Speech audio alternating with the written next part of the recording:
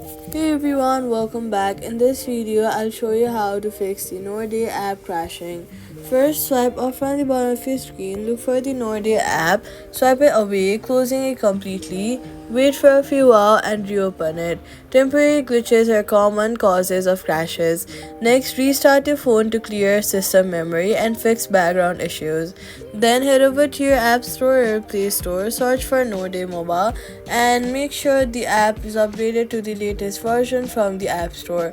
Updates often fix bugs that cause crashing. If you're using Android, go to the settings apps and then fix Nordea Tap storage, find Nordea and tap storage and clear cache. This removes temporary files that may be causing the problem. If the app still crashes, uninstall and reinstall it from the App Store for a fresh start. If the issue continues, it may be due to a device compatibility or server issues, so try again later. That's how you fix the Nordea app crashing. Do not forget to subscribe for more simple and helpful guides.